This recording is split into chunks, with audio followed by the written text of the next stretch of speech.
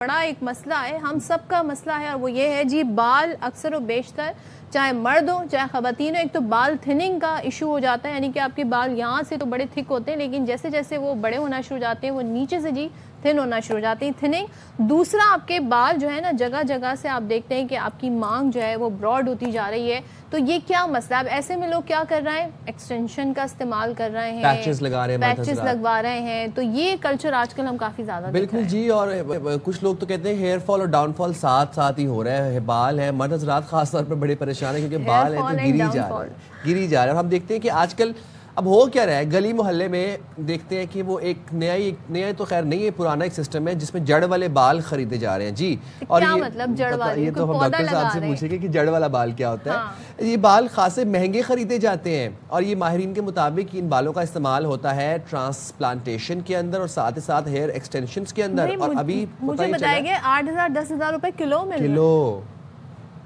इस तरह तो हमें मुझे तो अमीर हो जाना किलो एक ही के सर में लगने अच्छा जी। इसे अब इन्हें लगवाने वाले ना सिर्फ ज़ाहिरी हुस्न में इजाफा महसूस करते हैं बल्कि एक वो जो खुद एतमादी, आपका कॉन्फिडेंस वैसे टू बी ऑनेस्ट बड़ा शेक करता है। अगर आपके अपीयरेंस में कोई चीज़ ज़रा लेफ्ट राइट हो जाए तो आपका एतमाद बढ़ता है after you get a patch और एन एक्सटेंशन। मुझे जानना है ये किसके बाल हैं। ठीक है, ये हम बात कर लेते हैं। हमारे साथ मौजूद हैं associate professor dermatologist doctor Syed Bilal Shams. Thank you so much doctor Bilal बात करने के लिए। पहले तो ये बताइएगा ये क्या बाल क्यों गिरते हैं? अर्ली एज में लोगों के बाल जो हैं गिर रहे हैं और ये अब सिर्फ मर्दों का मामला नहीं रहा, ख़वातीन में भी इशू हो गया है, बाल थिनिंग भी एक इशू हो गया है। बहुत बड़ा सवाल है और इसका बहुत लेंथी जवाब है। हेयर फॉल के बहुत सारे वजूहात होते हैं जिसमें सबसे कॉमन एंड्रोजेनेटिक यानी एंड्रोजन्स या मेल हार्मोन्स का ज़्यादा असर होना और साथ में जीनियाती अमल का होना। इसके अलावा बहुत सारी वजूहात हैं जिसमें ख़वातीन जो है ना ट्रैक्शन पीछे से टाइट पोनी बांधती हैं, खींच के जो बाल बनाते हैं, खींच के बाल बांधते हैं। और इसके अलावा मर्द हजरात जो हेलमेट पहनते हैं या पायलट हजरात सारा दिन उन्होंने जब फ्लाई कर रहे होते तो कैप पहनी होती, तो ये इससे ट्रैक्शन भी होती है। इसके अलावा भी बहुत सारे वजूहात हैं, खून की कमी का होना, कुछ और हार्मोनल डिसऑर्डर, स्ट्रेस वगैरह, ये सारे वजूहात मिलके ना हेयर फॉल की वो। तो आजकल ये जो जड़ वाले बाल लगवाने का ट्रेंड है, ये वैसे जड़ वाले बाल का क्या ट्रेंड मतलब क्या है इसका?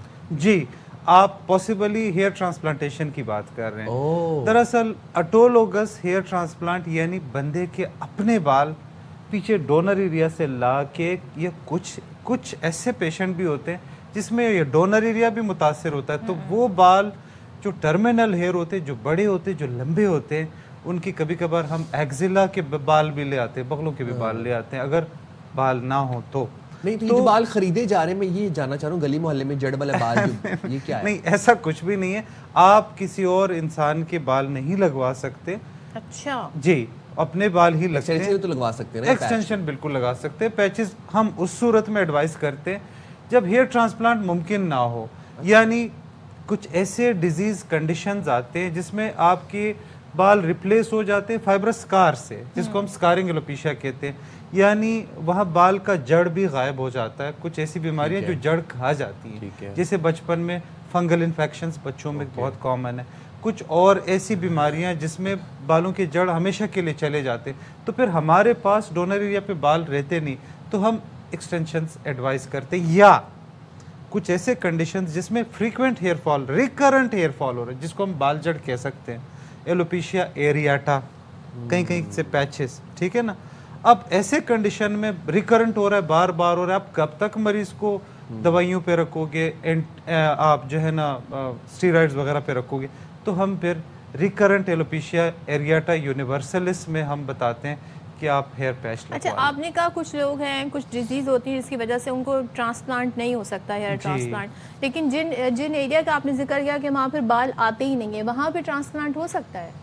जी, मैंने बताया ना, जहाँ पे आपके बाल लग नहीं सकते या बार बार जड़ते हैं, उसमें फिर आपने चूंकि एक्सटेंशंस की बात की ना, تو پھر ہم ایکسٹینشن ایڈوائز کرتے ہیں. ایکسٹینشن کے لیے بھی تو کچھ بال ہونا ضروری ہے نا, جس سے جا کر وہ ایکسٹینشن اٹیچ ہو. بال چپکانے کے لیے بہت سارے آج کل مٹیریلز اویلیبل ہیں, ضروری نہیں کہ آپ جو ہے نا بالوں کے بیچ میں لگا دیں. اچھا ہاں اچھا, میں کوئی ایک ہوسٹ کو سن رہی تھی, وہ یہ بتا رہی تھی کہ انہوں نے بال وہ جو اسٹک آن والی ہوتی ہے وہ لگوائی تھی, اس کے بعد جب بال واش کرتے ہیں تو پورے بال تو ڈرائی ہو جاتے ہیں, وہ ڈرائی نہیں ہوتا, تو اس کی وجہ سے آج کل لیٹسٹ اس ایرا میں بہت سارے ڈفرینٹ اپروچز آئے ہوئے ہیں.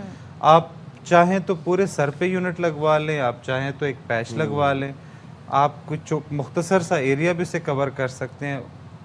ڈفرینٹ وہ. اچھا, میں آپ سے ایک ٹیکنیکل چیز پوچھنا چاہتا ہوں. آج کل سوشل میڈیا کے اوپر یہ دو چیزیں, دو نام بڑے وائرل چل رہے ہیں. اگر آپ کے بال گر رہے ہیں, ہیئر فال ہو رہا ہے, ہیئر تھننگ ہو رہا ہے, تو کہا یہ جا رہا ہے سوشل میڈیا پہ کہ مینوکسیڈل کا استعمال کریں یا پھر روزمیری آئل کا استعمال کریں. دونوں کے بارے میں ذرا تھوڑی روشنی ڈال دیں دونوں چیزوں پہ. دیکھیں یہ مینوکسیڈل جو ہے یہ ایک بیسیکلی اینٹی ہیپاٹینسو میڈیکیشن ہے, جس کا سائیڈ ایفیکٹ یہ ہے کہ بال اگاتا ہے. تو اس کا استعمال تو میڈیکلی اپرووڈ ہے.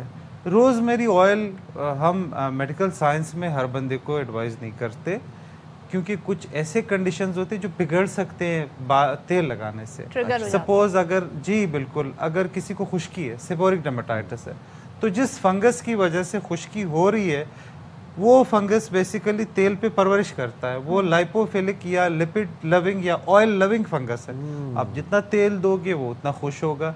سو اس کنڈیشن میں ہم تیل اوائڈ کرتے ہیں. مینوکسیڈل کے کیا سائیڈ ایفیکٹس ہیں؟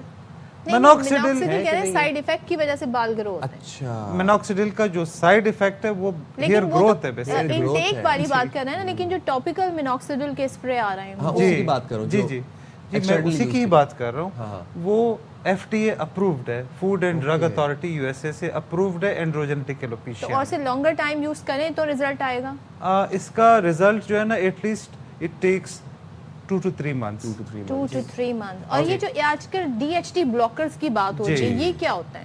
جی D H T blockers basically dihydrotestosterone, یہ ٹیسٹوسٹیرون کا ایکٹیو فارم ہے جو ہیئر فالیکل کے اوپر یا بال کے اوپر اثر کرتا ہے, اسکیلپ کے اوپر ہیئر تھننگ کرتا ہے اور باڈی کے اوپر ہیئر گروتھ کرتا ہے. آپ نے مرد دیکھے نا, مردوں میں کیا کریکٹر ہے, وہ سر پہ گنجے ہو رہے اور باڈی پہ اس کی ہیئر گروتھ ہوتی.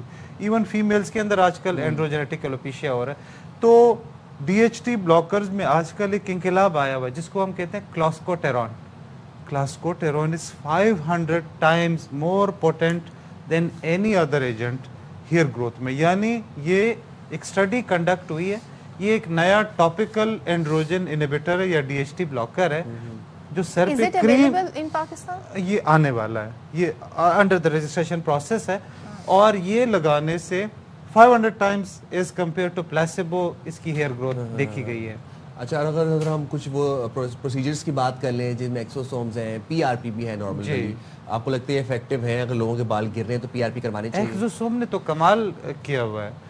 جن لوگوں کا ٹرانسپلانٹ نہیں ہو سکتا تھا, exosome in combination with other medication وہ جادو جیسا اثر کر رہے ہیں. یعنی آپ اگر کسی پیشنٹ کا کوماربڈس کی وجہ سے, اس کو کوئی کارڈک ایشو ہے, اس کو کوئی ڈائبٹیز ہے, شوگر ہے یا کوئی ایسا ایشو ہے, آپ اگر ٹرانسپلانٹ نہیں کر سکتے, ہمارے ایک فیمس ایکٹر ہیں جن کا ہیئر ٹرانسپلانٹ خراب ہوا تھا, میں نام بالکل نہیں لوں گا, اس کے بڑے فیکٹرز تھے اس کے. ایک تو اس کا ایج بہت زیادہ تھا, دوسرا وہ ایک چین اسموکر تھا, تیسرا وہ ڈائبٹک تھا.